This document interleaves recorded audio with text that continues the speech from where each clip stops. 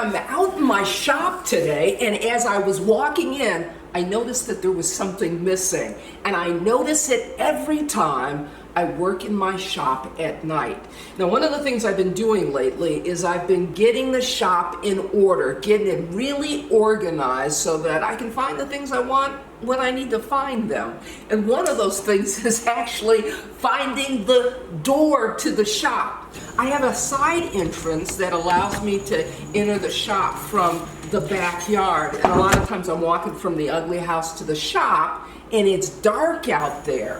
What I noticed is I don't have a light at the side door. So in today's video, I'm going to show you how to install a barn light. You're not going to need an electrician to do it.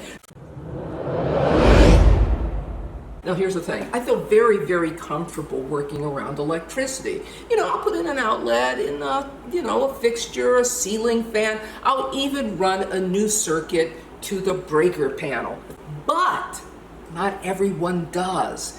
And I realize that. And not only do I realize it, but well, manufacturers today that are introducing new products to DIYers, they get it too. A lot of people are kind of nervous and a little scared to work around electricity. And that is what inspired today's video, because we're going to be installing a barn light on the outside of the shop and no electrician is needed. In fact, you don't even need electricity for this barn light. So why don't we, well, let's just get right to it. Let me show you what we're working with. All right, folks, this is what we're installing today. Now, I want to tell you that it is not a sponsored video, folks. This is a product that I saw online. I loved it, and I knew I had to try it, right?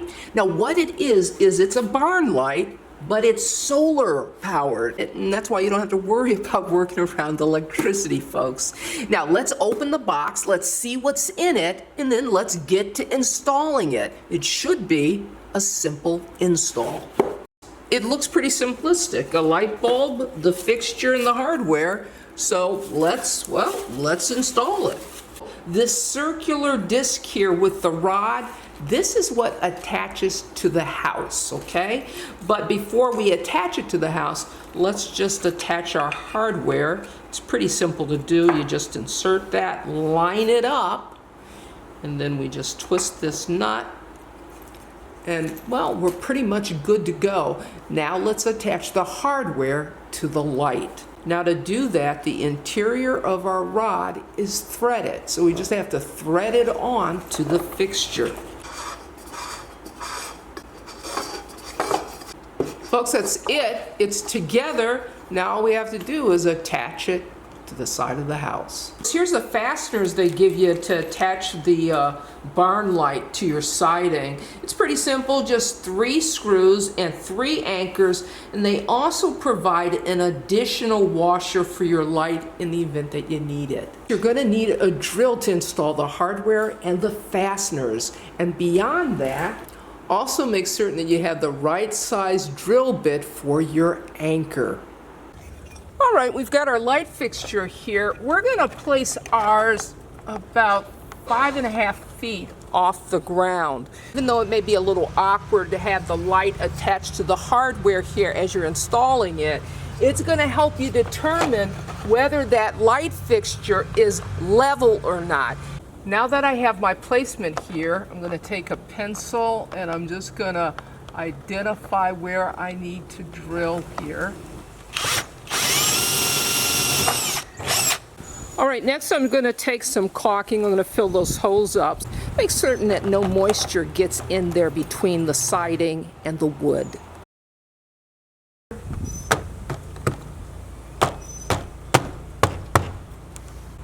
All right, I've attached a Phillips bit to my drill. Now it's time for us to just install the fixture.